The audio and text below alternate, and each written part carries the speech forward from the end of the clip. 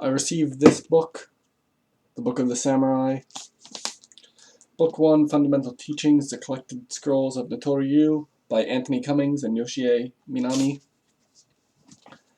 This book is very hard to explain what it actually is and who it's actually for. I think there's maybe like 2 physical techniques in this book, and which is odd because it starts off by really early in the book. You have this thing. It says Buge Manabubeki Tokushin no Koto, which means be fully aware of the need to learn martial arts. That's not actually what it means, but it's, that's the translation of it, but it has a different meaning actually. But it says, concerning the arts that the samurai should learn, it is recommended that a bushi should engage in any kind of art and study to the extent where good knowledge of it is attained. Learn martial art that you are especially fond of and remain within a single school until its deepest secrets have been discovered. This will also be helpful in the development of other skills. In any one given art, if you do not distinguish yourself or master it, then only empty words will spread out to the world and hollow arguments will be brought forth. In this case, you will have not acquired anything for yourself, and sometimes ignorance will be permitted to flourish. This is something you should be careful to avoid. Some people need to take their own advice. Lots of people need to take their own advice. But, it starts off with that, and it has some good information, but the majority of this book is focused on anachronisms, basically, but that may be the point, because it is an actual collection of actual scrolls that are just translated directly, as opposed to, an application for modern times. It really deals with stuff like bugo and keigo, the proper wordage that you would use. If you're dealing with someone, you want to have a certain tone. If you're dealing with someone who's lower than you, if you're dealing with someone who's higher than you, if you want to convey authority to people who are, peasants, merchants, whatever, other people of samurai class, you want to use specific language. And then it goes on to other things like the construction of your house. It's interesting, of course, to have, this is how your house should be constructed, this is where secret entrances should be, this is where you need to hide certain things, this is how you should prepare if someone sneaks in, this is how you should set the lighting to prevent someone from sneaking in, or to prepare yourself for someone sneaking in and having a certain area in which that you want to confront them. So it's good things like that, and it's tons and tons and tons and tons and tons and tons of different terminology. Some of it, though, the English translation, like in the section on soldiers, it says soldier like 5 times, but actually the kanji is different, and each one has a specific implication for the thing that it's implying. That was redundant. But, yeah, so the variances in the kanji are saying specific things about the type of soldier, but it's still translated as soldier, so that's, it should be expounded upon on that section. And I noticed a lot of this stuff is just, I don't know what was going on with the members of Natori-ryū. Let's see. Go to the beginning here. I can't even find it. It's basically, it's like, oh, carry the Kaginawa with you. And it's like, you can also use your Kaginawa for tying things up, holding up a pot. It's like, yeah, obviously. Like, why is this in a book? This doesn't need to be in a book. It talks about a lot of things about the nature of how a samurai should die, and how it's better to die in combat as opposed to the other things that they mention, like, oh, if there's an earthquake, you should open the door and leave your house, because if you die in your house, that's a dog's death.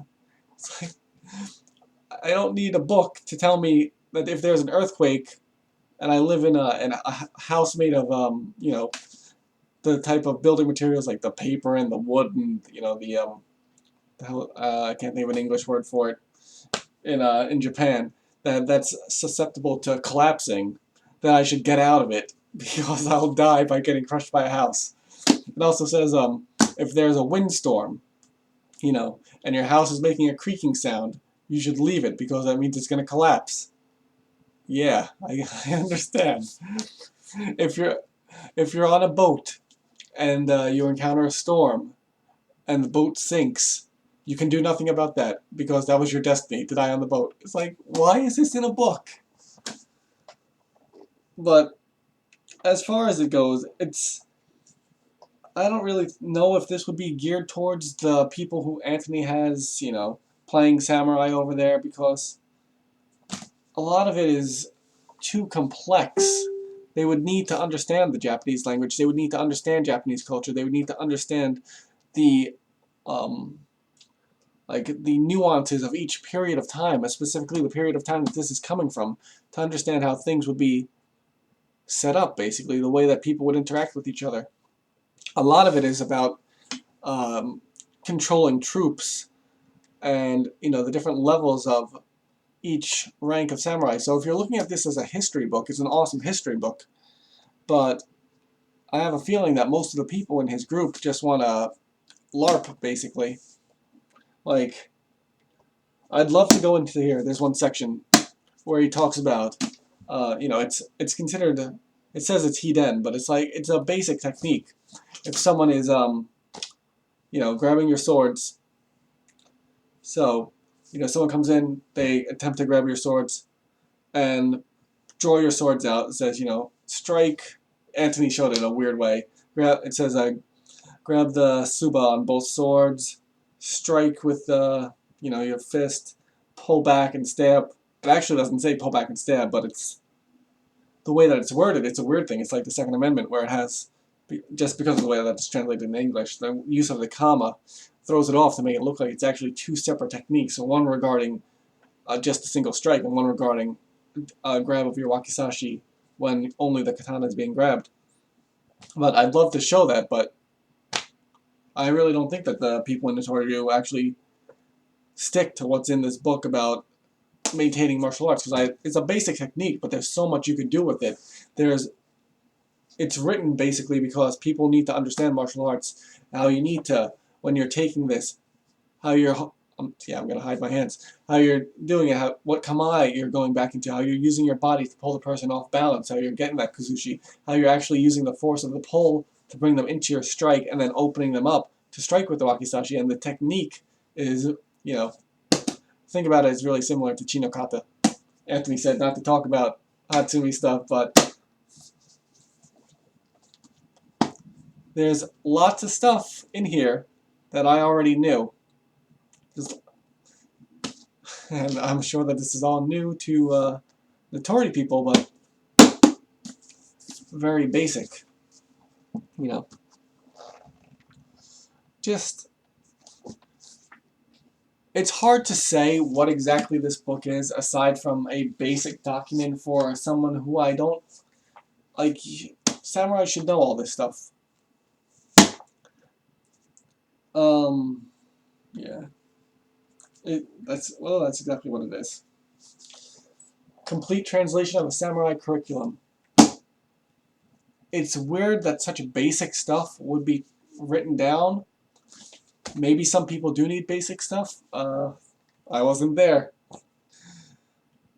But always interesting, always interesting. Get the book. It's, you can learn a lot of stuff that may or may not be interesting to you. If you actually study a lot, you'll find this kind of information interesting. If you love to hear, it's basically, I would consider this book almost a dictionary, half a dictionary, half a book of, if you were a random guy who got transported back in time and needed to know how to act like a samurai, it would probably be this. So definitely get the book. Book of the Samurai, Book 1, Fundamental Teachings, The Collected Scrolls of Natori-ryū, Antony Cummins. And,